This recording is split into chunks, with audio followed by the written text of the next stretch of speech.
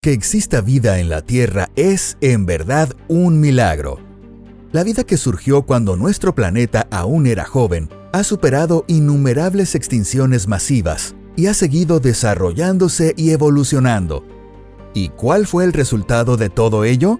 ¡Tarán! El ser humano hizo su gran aparición en el escenario principal.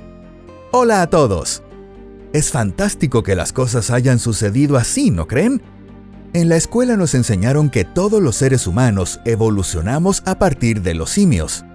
Sin embargo, además de aquellos antepasados con cola, hay alguien más a quien debemos agradecer que hayamos nacido en este mundo. Hace muchísimo tiempo ocurrió un acontecimiento impactante en la Tierra, conocido como la explosión cámbrica. Al periodo geológico anterior se le denomina el precámbrico, es decir, la época en que la vida permanecía oculta.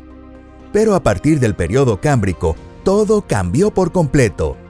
Diversos organismos multicelulares irrumpieron en una fiesta sorpresa, casi como si saltaran de las sombras para complacer a los paleontólogos. Esa es la sensación que da. Desde esa época, empezaron a verse en las capas rocosas gran cantidad de fósiles de diversos seres vivos. Esto indica que el número de especies aumentó de manera drástica y que, finalmente, los organismos obtuvieron conchas, exoesqueletos o esqueletos internos. Gracias a eso, pudieron conservarse como fósiles, lo que facilitó enormemente su hallazgo. Sea como fuere, lo cierto es que en los mares del Cámbrico abundan criaturas de lo más extrañas: moluscos blandos, equinodermos, trilobites. Fue precisamente en esta época cuando apareció por primera vez el grupo de los cordados, al que nosotros, los seres humanos, pertenecemos.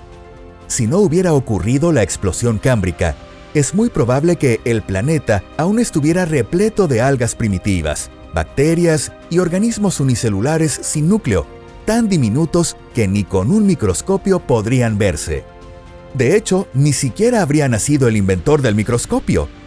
En pocas palabras, fue un paso trascendental en la historia de la evolución. Podríamos decir que para nosotros es tan importante como el interés que ustedes nos brindan. Pero, ¿por qué ocurrió la explosión cámbrica? ¿Y qué cambios trajo consigo? Bienvenidos a Pangea. Vamos a descubrirlo. ¡Comencemos!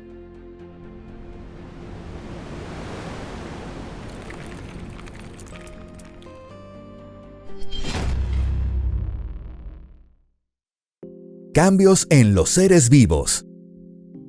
Si viajáramos al pasado, antes de la explosión cámbrica, y contempláramos la Tierra en el periodo edicárdico, quizá ni siquiera la reconoceríamos como nuestro propio hogar. En aquel entonces, la superficie terrestre estaba desierta. Toda la vida se concentraba en el agua. Las criaturas de esa época tenían una apariencia totalmente distinta a la de hoy. Eran seres de cuerpo blando, casi sin movimiento, como un primer borrador de lo que serían los organismos multicelulares, entidades realmente enigmáticas. Algunas tenían forma de disco redondo, otras parecían embriones cubiertos por una membrana. Había endobiontes que recordaban a un colchón inflable, y existían criaturas extrañas como Inaria, cuya apariencia era la de un saco lleno de fango. En resumen, se trataba de un verdadero desfile de seres peculiares. Estos organismos habitaban el mar y vivían en paz sobre tapetes de cianobacterias. Algunos absorbían y recolectaban nutrientes desde la superficie inferior de su cuerpo, mientras otros filtraban el agua y obtenían las escasas sustancias nutritivas disponibles, casi como si estuvieran siempre a dieta. En otras palabras, era un auténtico Edén en el que todos convivían de forma pacífica. A este periodo, sin depredadores, se le ha llamado el paraíso edicárdico, en referencia al jardín del Edén del Antiguo Testamento. Ya ven que los paleontólogos también tienen su toque de humor. Sin embargo, poco antes de la explosión cámbrica, apareció el primer depredador en medio de este paraíso. Con ello, la relación depredador-presa quedó establecida de manera definitiva en la naturaleza. Fue como si se hubiera pulsado un botón que activó la evolución. Las especies cazadoras inventaron nuevas técnicas de depredación, mientras las especies presas empezaron a resistirse con fuerza para no acabar en la boca de nadie. Esto desencadenó una sucesión de cambios rápidos como un efecto dominó imparable. El cambio más grande fue la adquisición de un esqueleto. Muchos organismos desarrollan conchas o caparazones, un exoesqueleto compuesto por biominerales, como el caso de los moluscos o los crustáceos. Los moluscos se fortalecieron, el cuerpo se hizo más firme y apareció la capacidad de moverse con mayor agilidad. Con la simetría bilateral, los órganos se pusieron de manera simétrica a ambos lados, lo que facilitó movimientos aún más activos. El paso definitivo fue la cefalización. Se formó una cabeza en la parte frontal del cuerpo, surgió un embrión de cerebro, un centro nervioso y aparecieron órganos sensoriales. Por ejemplo, se dice que Opavinia, un animal que habitaba los mares del Cámbrico, tenía 5 ojos. Claro está para la mayoría que con 2 ojos basta y sobra a la hora de buscar alimento. En síntesis, estas son las características comunes de los seres que surgieron tras la explosión cámbrica. Ahora bien, ¿qué especies concretas vivían en aquella época? En primer lugar, tenemos a los trilobites. Su apariencia evoca la de un enorme insecto salido del espacio. No es de extrañar, los trilobites pertenecen al grupo de los artrópodos, parientes de insectos, arañas y crustáceos. Algunos medían cerca de 1 metro de longitud y su cuerpo estaba cubierto por un duro exoesqueleto. Pero ni siquiera esa coraza tan resistente podía hacer nada ante Anomalocaris, un depredador aterrador. Anomalocaris pertenecía a la clase Dinocarida, también conocida como temibles crustáceos gigantes. Contaba con aletas a los lados del abdomen para nadar, una boca semejante a poderosas mandíbulas de insecto y unos ojos que se proyectaban hacia afuera. ¡Puro terror! Fue el primer gran monstruo depredador que apareció en los mares del Cámbrico. Además de estas criaturas tan extrañas, en aquel entonces también existían seres más familiares para nosotros, como esponjas, moluscos, pólipos, medusas, los primeros crustáceos y peces sin mandíbulas. También se hallaban formas sumamente enigmáticas, como los animales fósiles problemáticos, entre ellos los arqueociátidos y otros.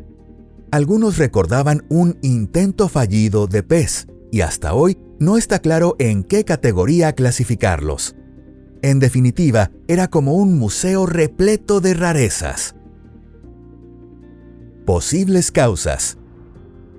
Desde hace décadas, los investigadores intentan descifrar el misterio de la explosión cámbrica. Incluso Charles Darwin se quedó perplejo ante este fenómeno.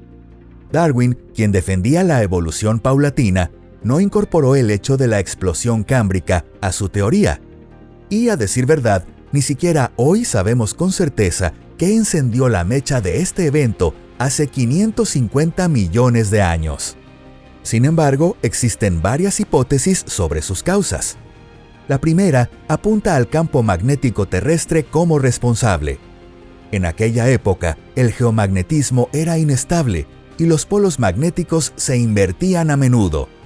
Por ello, la magnetopausa, esa sombrilla que nos protege de las partículas cargadas que vienen del espacio, se hallaba mucho más cerca de la superficie terrestre que en la actualidad.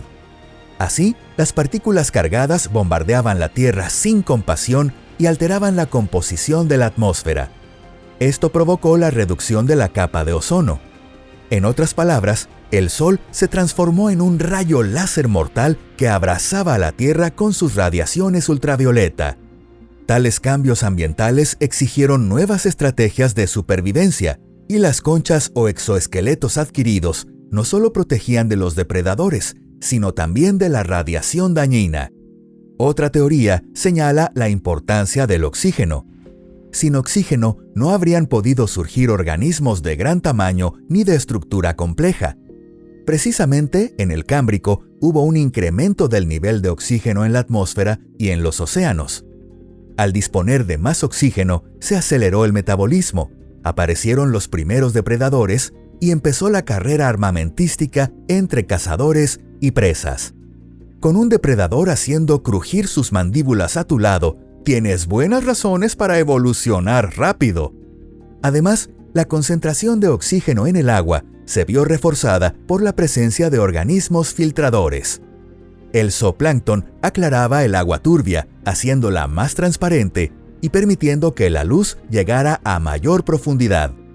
Así mejoraban las condiciones del entorno y se ampliaba el rango de supervivencia de la fauna local. Además, hubo otro factor importante que apareció en los seres del Cámbrico. Fue la reproducción sexual.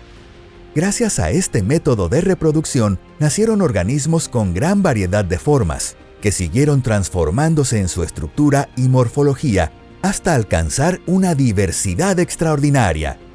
En definitiva, se puede decir que, se mire por donde se mire, brindó enormes ventajas. Hasta aquí llegamos por hoy. Muchísimas gracias por ver este video. Por ahora, el misterio de la explosión cámbrica no se ha revelado por completo. Pero hay algo que tenemos claro. Debemos dar las gracias a los trilobites y a esos terribles megacamarones prehistóricos. Sin ellos, probablemente nosotros tampoco habríamos llegado a nacer en este mundo. La evolución es realmente fascinante. Hasta la próxima. Adiós.